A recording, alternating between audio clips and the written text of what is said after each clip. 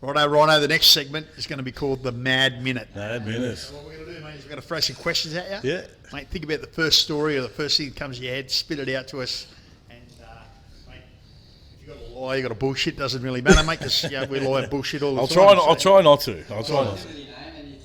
Starts now. So, mate, we did ask about the toughest inmate before, but what about the toughest guard? Toughest guard. Again, saying names, but look, the one I knew, his name was Marley, Marlon. Mate, the Crims called him the Tooth Fairy, and the funniest thing about this guy is he's a Kiwi guy. No,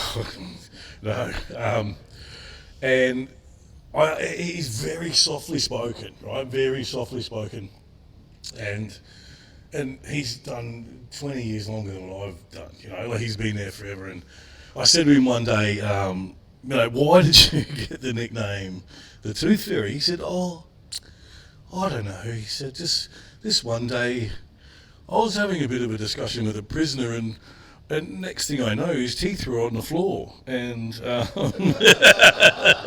and so the Crims nicknamed him the Tooth Fairy. But he was tough because he's old school. Yeah, sure. Like, let's have Just a go. tough. Yeah, they're just tough. Yeah.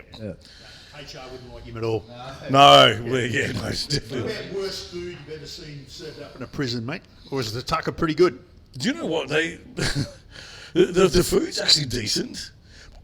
It's not. They've got to meet food groups. They've got to meet values of food. But every Wednesday's a roast, you know. And the Crims have got to cook our food. So but the catch to that is they got to eat it too. So Do you have to eat it as well? Do you get so if they wanted to do something to it,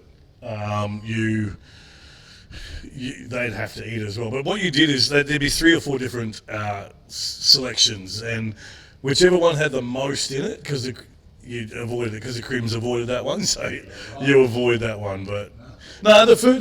Look, if it nutritional value is putrid, but you don't go to Woodford Jail and work there and not put on 25 kilo. Right, what about your scariest moment? Scariest moment? There was a few, man.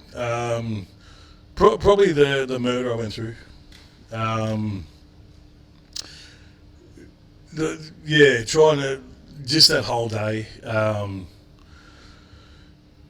trying to save a guy's life when, you got half the unit screaming at you, you better save him, or you're in trouble, or the other half screaming, you better let him die, or, and thankfully the boys come through, and there was, had a lot of people there, but you never, I guess the first dead body, you're not knowing how that's going to turn out, again, it's even when you get the guys come through with the dogs are a really good leveler, but they're still outnumbered. You're still outnumbered a lot to not many. So he was strangled with bed sheets. Now the reasons are I don't know. The what's that?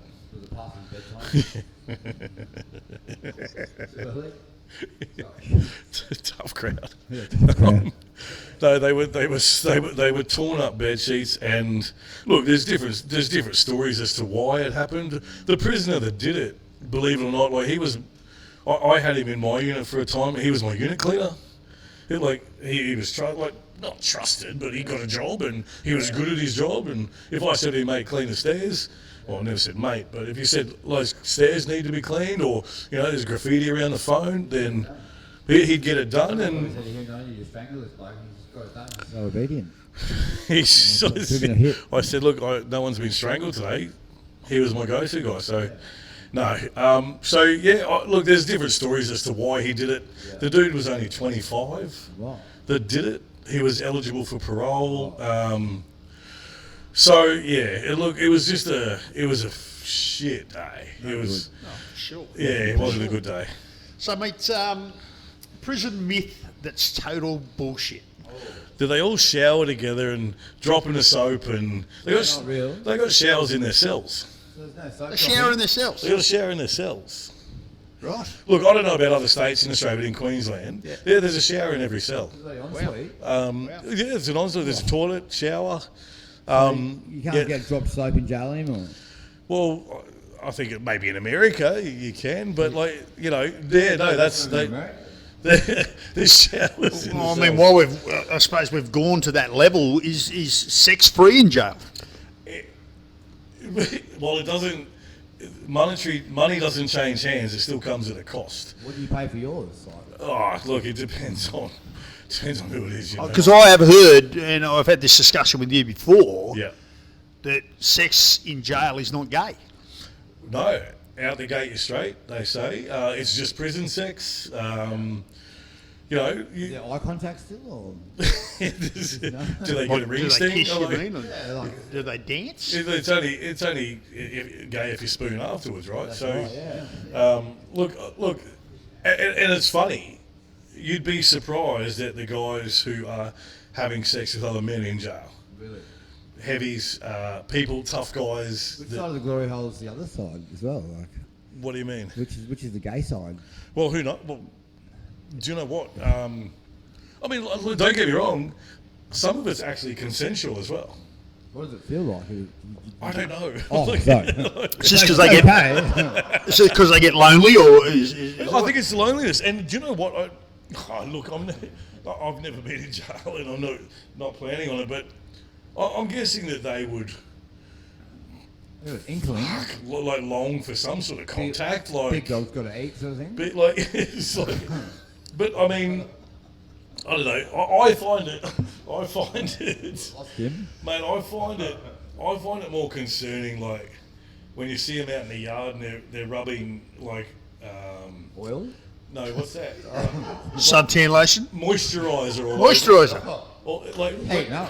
when it's more sensual. Like that's you know what? Like okay, Hang on, what do you mean? this happens, What's there, a love unit or something, like the love boat? mate. Like so, it actually happens where do you know what you go? Okay, this dude clearly needs to release a load. So okay, that's what's happening there. But when you see him like, dude, yeah. Love. bad. Love, all right, fair enough. Yeah, I don't know if it's love. It's definitely shower. lust. Definitely lust. So my question, and it's funny, it's something you just touched on there, that you don't intend to go to jail. It's like, I've known you for a little while now, and I'm surprised that you're not. But anyway, mate, do you think you'd last a week in prison? A week in jail? Yeah, a week in jail. Not on your Nelly. No. I wouldn't last a day. Yeah, right. What about yourself, mate? You're a good judge of people. You? I'd go all right, wouldn't I? Nah, mate, you'd be gone before me. Right, okay. Maybe in the What about? No, hey, listen, Elvis. Don't you fucking start. What about me? What about me, matey? Oh, DanDan, mate, DanDan, because he looks like he should be there. Oh, yeah. So they might leave him alone for a day. Right. So he might get 2 days out, but no, mate. Like, do you know what? There's certain rules to jail, and that if you're not from that world, you just don't know. Like I say, when to use the phone, what table to sit at. Right. There's so many. You ask any prisoner, right, what their favourite time of day is, and I've asked many people this. They go, and when they get to go to the yard, when they get to go play sport, but it's lock away. Yeah. That's the easiest. It's because you know what? They've spent all day trying not to get their head kicked in. What about our producer, Dwayne Barker, mate? How do you reckon he lasts a hot minute in there or what? Mate, he'd probably be a unit heavy, I reckon. Yeah, all day. Yeah. Mate, he'd be bringing The the drugs ringmate. in. He'd be bringing the drugs in for sure. Gonna ask like a roundabout. Mate, what's the best insult you've ever heard in prison? Because, as you see, these blokes have got plenty of time. Plenty right? of time. Do they chew the fat? Well, they should be chewing the fat. They chew the fat. But do you know, I'm going to say one of the best ones came from an old time screw. Oh, yeah. Mate, and all the crims give all the officers nicknames. Yeah. What was yours? I don't know. I don't know what mine was. If you ask a crim what your nickname was, they'll never tell you. Right. But they called this guy, and he was there from like really early on when I first started. He was about 6'6". They called him Bad Santa because he full of grey hair, big full grey beard, and he had hands like these tables, and he would just just drop, you know. Anyway, we went to Bad Santa, and so we went to do this. We went to do a muster one day, and we were down in residential, and if they've got a chit, if they've got a medical chit, they're allowed to have 2 pillows, but if they don't have a chit, they can only have 1 pillow. Anyway, this guy had a chit, but all these new officers came through and ramped his cell, so they took his pillow, not knowing about the chit. So anyway, we come to muster, and this crim's come out, and he's gone, Chief, boys, they took me pillow. Where's me pillow? I need me other pillow. And Bad Santa's gone, all right, let me get through muster. I'll get through muster. I was only a new officer then. He'd done however many bloody years. And he's like, yeah, but I need me pillow, Chief. I need me bloody pillow. He's like, yes, I know. I'll have a look, but let me do bloody muster first, right? And so all the crims are lined up. You know, they're all standing there, and he goes, yeah, but fucking hell, Chief, I can't sleep without 2 pillows. You know, I need it. And Bad Santa's going, oh, fuck it, all right. Let me do me muster. And I look at him, he goes, why did they take me pillow, Chief? And he goes, oh, I don't fucking know. Probably too many fucking bite marks in it. Fucking Teething ring. right in front of all the other crims. I'm no faggot, Chief. That shut him up real quick. Gold dust, mate. And look, to finish off the mad minute, what about the worst excuse you've ever heard from a prisoner? Mate, and do you know, I've thought about this, and you know, they get tattooed, and you're watching them through their cell, through the door, get tattooed, which they're not allowed to do, and then Watching them. And then as you open a door and you go, fucking come here, and it's all raised, and they say, look, it's a fresh tattoo. They say, no, I've been out in the sun. So I was just watching. But you know what? The excuse, you'll go in and you will literally break up a fight. You'll tear 2 blokes apart. And one's got his eye split open, and you say, how'd that happen to your eyes? Oh, I slipped in the shower. Oh. I literally just pulled you off there. Like, well, I've literally, or the other one was, I slipped on the dip bars, Chief. But you'll literally sit there watching them punch on, and they'll look you straight in the eye and say, I fell over in the shower. So they got that rule, they don't give each other Oh, no rats, right? No rats. Yeah, because rats get Snitches get stitches, right? Yeah. Early bird gets the worm, but the second rat gets the cheese. No. Awesome, mate. Listen, thanks for participating in the Mad Minute, because that's pretty gold. Dan. Very good. I reckon the last question for you, Rhino, would be a life hack. So what is your special life, like, what's a valuable life lesson that you could share with us? Do you know, I heard this. What's your advice, mate? So I was diagnosed with PTSD in 2020. And From COVID-19, is that what shook you up, or COVID-19. something else? It was like the murder happened, so I couldn't go to Bali, and that really pissed me off. Go to Vegas. Oh, that's later. I went to Vegas. But you know, so I was going down a bit of a rabbit hole. Like, things, you know, PTSD, things don't Doesn't add up. Things don't go well, and it's really easy to you know, spiral down. Yeah. And it's an old saying, but you know, I heard it one day, and it's, if you always do what you've always done, you'll always get what you've always got. Oh wow, love that. And I thought, do you know what? If I keep doing what I'm doing, I'm going to keep getting fuck all. Yeah. But if I change what I'm doing, well, I'm going to get something different. That's great. So that saying, I've you know what, I've lived off that. From Always do what you've always done. You'll always get what you always got. That hits home. I think there's a lot of listeners out there that can attest to that. You know, it's and employ that in their daily life, right? Because I think change is, yeah, definitely, because change is important, right? Massive. You know, because but it's the hardest thing. Of course it is. You know, and look, we've all had fairly diverse backgrounds, and you know, but we've had shit sandwiches. No. We've had lemons, but some of us turned them into lemonade, and that's what it's about, mate. And yellow snow. Well, mate, that was my life hack. I was going to say, don't eat yellow snow. Why not? Well, let's go skiing.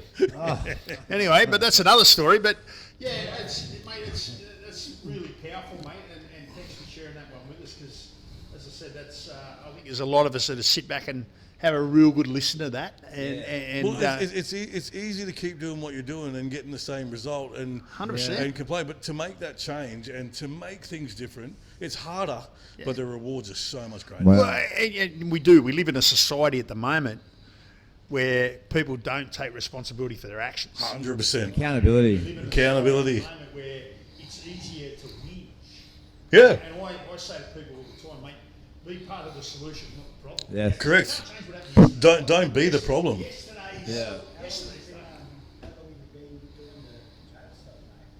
I've been gone since 2020.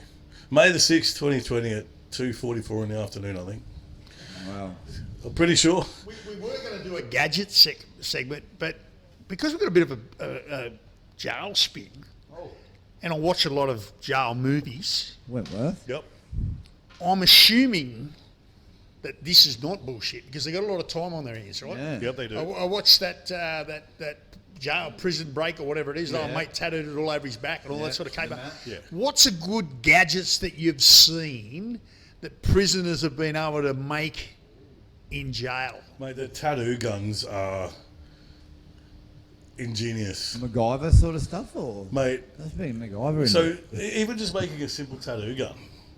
out of the mate, big so- pen and the So that's made from, what they'll do is, hair clippers.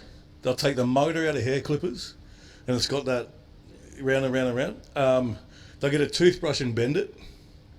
Then they'll get a pen. They'll use like a round bit from their thong as like a stop, and then they'll get some wire and put it in the pen. And that motor, which is the tape to the bent toothbrush, yeah.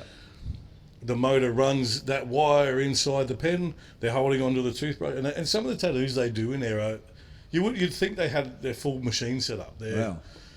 But like, do you know what they? When they used to be allowed to smoke.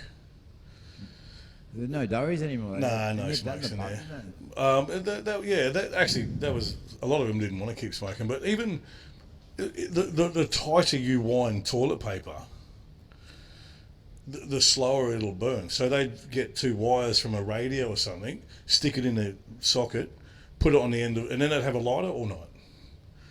Just with a slow burning toilet paper. And mate, like I've always said to a lot of people, like they're stupid, they're not dumb.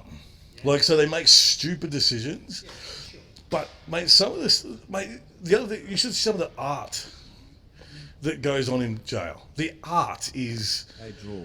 oh, A lot of time. it's phenomenal. Like, and you look at some of them, like a lot of them are just a waste of time. But you look at some of them and go, what a waste. Like, Yeah. why? Like, why? Like, it's. But the tattoo guns, the weapons they make. What about weapons? Let's talk about that. They make weapons from anything. Like what, mate? Like What bed have you sheets? seen? Well, obviously toothbrushes, they get sharpened to a point. Razor blades melted into a toothbrush. They do the soap in the pillowcase still, or is that another prison myth? No, well they don't get enough soap, and a lot of them use body wash. I remember you telling me one time, mate, borrow one of the that. best weapons was the marmalade and was it you telling me that? The hot jam? Oh, Oh, if they're going to hot water somebody, they fill that boiling water with sugar and jam and stuff, and Wow. and pour. Oh, scold them. oh, mate. Well, what happens is the sugar when it sets really quickly, and then you got Oh. to peel that off your skin, mate. Like so, it like a peels toffee apple. like a toffee apple. Oh. It peels that skin with it. Yeah, it's It's kind of like napalm. Yeah, it sticks to you, and yeah, it's Pulling the skin off. And I mean, you when someone does that, you know it's for real. You know they're trying to genuinely hurt that human. Otherwise, I'll just punch on. Have you got a serious takeaway from your life experience working in jails? Seriously. In what regard? Like, Oh, just a takeaway message, I mean, we talked about your little life hack and all that sort of stuff. But is there something that you've taken yourself personally, whether it's about people, whether it's about communication, whether it's about respect? yep. So, with the life in jail, like there was an old time screw said to me one day. He said, "Believe a quarter of what you see and nothing of what you hear." And I reckon you can bring that out here, especially in this day and age where people aren't as honest as they once were. You know, believe half of what you see and a quarter of what you hear. And the other one is make your own mind up. You know, the amount of times that people have come to me and gone, "Oh, this guy's a dickhead. You know, you're going to work with it." And he turns out to be a good bloke. And then they go, "Oh, this guy's what a legend." And you know, he's an absolute fucking tosser. Yeah, right. So do you know, be your own man, make your own mind up, and come to your own conclusions. Very wise words, mate. Yeah. And what about does jail work, mate? A reflection of the system, the people. Does it work? Are we just training future crims? Yeah. What are we doing, and what should we be doing? Well, when you see grandfather, father, and son in jail, wow, or when you see father and both sons in jail, or when you see generations, or more so names. There's names in jail where, you know, that name. Oh, that is he. That guy. That guy. Or that guy. You know. What's that? There's the whole family in there. The whole family. Like, jail doesn't work. Now, it switched from prisons to corrections way before I started, and they're correcting nothing. Yeah. You see them on a Friday afternoon when they're bringing in the new receptions, and they're all standing at the window, going, "Oh, look, blah blah blah's here," and "Oh, look, oh, he's back. Oh, yeah, cool." And you know, I had a prisoner once say to me, I said, he was getting out, and I said, "Oh, do you want me to keep," just jokingly, "do you want me to keep a bed warm for you?" You know, and he said, "Yeah." 2 weeks later, he was back, and he said to me, "I'm home now, Chief. I'm home." Wow. Because that's what they know. They get used to it, don't they? They don't. You know what? They don't want to get out. They don't want to be elsewhere. These people, like the only dickheads who think that jail's working, are the dickheads in town who believe that. You see these people who they think change is progression. It's not. It's just fucking moving shit sideways. Yeah. Sure. Now, I implemented this. Yeah, no one's doing it. Yeah, but I implemented it, so that must be working. It's not working. The same. You see the same faces, the same people, the same families. They're all in there. They want to be there. There's no deterrent. There's no deterrent for them not to go there. You know, they're protected more so now than ever. Yeah. They get their 3 squares a day. I remember a prisoner getting out once. I said, "Oh, the real world.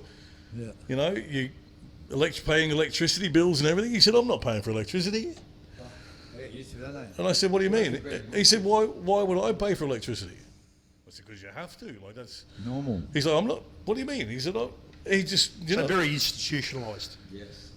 But they want to be. Yeah. It's probably safe for a lot of people, right? It's probably safer. Like, it's cheap.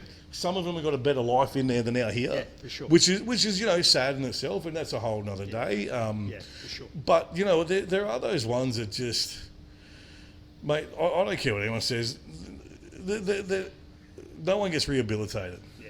No. It's just bullshit, and it's only the politicians and you know the people who need to be seen in the spotlight. "Oh yeah, no, prison's working."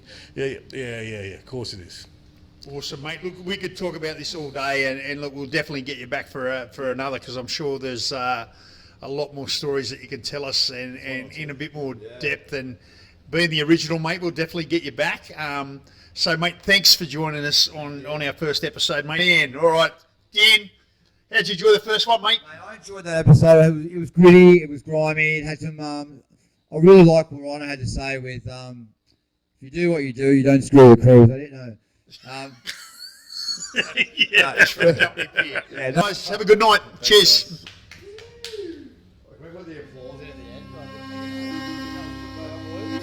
Oh, mate, I was waiting for you to bring it up, mate, and I couldn't see it. I couldn't read the fucking thing.